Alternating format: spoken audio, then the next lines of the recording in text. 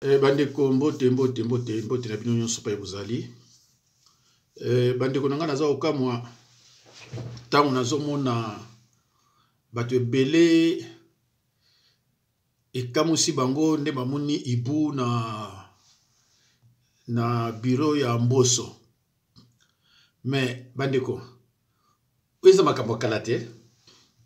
Depuis époque ya Mobutu soki remaniement elinge salama boya ko remarquer que batu nyonso bakimi epai banganga, batu nyonso bakimi epai banganga, même tango Laurent Désiré Kabila yaki ezalika ndengwana. Alors batu oyo bandeko bazo sala na ndenge ya bonzambe te, bazo sala toujours na ndenge ya bakisi. Boza ko s'attendre na nini na période ya Mobutu tango bazo sala na kisi bo s'attendre na nini suka nango ya kinini eloko moko te. Tala batu neti ba Mboso asena na Mobutu longtemps, aye akena Kabila, aye akumina Kabila le petit, aye akumina. Est-ce que mutandengo wana ya lozomona ke moyen lokola na ba konzi o de koloba sa pena bakisi moyen ba retraité batu na izate moyen ba pesa bango retraite izate. Conséquence ba o bazo bimela ba classe moyen ba sala izate. Eza ba mingi bandeko vraiment za mawa. Biro na yo ndenga ndaku nange zabwe. Ndaku nanga nezabwe ibu akokotela wapi? Ndenge nga ndaku nanga ezabwe ibu akokotela place nini? Eza mawa bandeko. Totala ngo eza nango na bandi ya 1 minute pour tala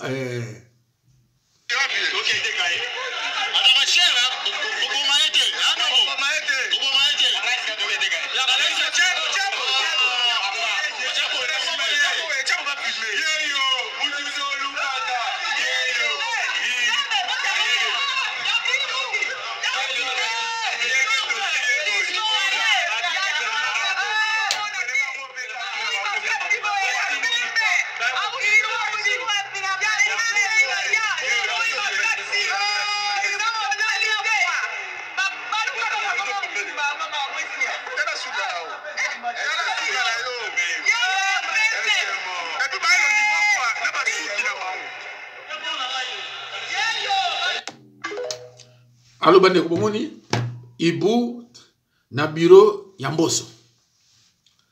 Alo bandeko eloni boza ko s'attendre. Est-ce que vous ebiti na kini ya salité? Bolanda ba témoignage ba mo bandoki. Est-ce que vous ebiti na kini ya salité? Place ba salité on a nyonso bomonaka et pas il renew bandoki ndeza ba place ya salité. C'est pour ça que mona ba continuer so bazo leka bazo ko mona yango bakoko sala eloko moko te. Parce que bango bazana kata salité. Bozo mona bango na bilamba ya propre. Mais ndenge bozo mona bango za ndenge wana te. Tala. Président de l'Assemblée nationale pendant combien de temps? Ceux qui diront 5 ans, Sikoyo a commis président Assemblée adjoint. Donc, Azaka va poste clé. Tale loko simbiye yango wana. Et loko wana loko la moni yango, loko la pe bazu yango. Boko tala mikoloko ya Mboso akoma ndenge ni. Mboso faza na banona en quelque. Mboso wana faza na banona en quelque. Mais aza toujours la poste mo sakanate. Ezaka yemo côté. Tala bato yo kala wana ba mon kolo en pompe parce que ba c'est belé. Ba keneka na bakisi. Alors, pays où eza dirigé na Satana. Pour ça que Satan de na nini? Satana ya nani ya RDC ya Afrique. Na Satana ya bamindele ende mokote tozomuna a bamindele baza ba sataniste mais souci kaka ya mboka na bango, souci ya peuple. Mais ba sataniste oyo ya biso baza ba esclave ya ba sataniste bamindele yana zomona na bureau na bango o mona ba ibu esclave pa ya Macron boko fana o mona ba ibu aza signani ta komisa na kola ibu signa sorcellerie. Ibu signe ya sorcellerie.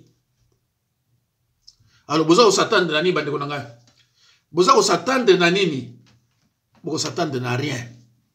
Na rien. Mawa. C'est vrai hein? Bandeko eza mawa. Alors kamwa eloko amuke qui n'ont pas le banabino yangwana. Dans le monde spirituel, il y a deux royaumes. Le royaume de l'ennemi, là où il y a la haine, et le royaume de Dieu, là où il y a l'amour. Au monde du bateau, bazana côté royaume il y a Satana. Haine.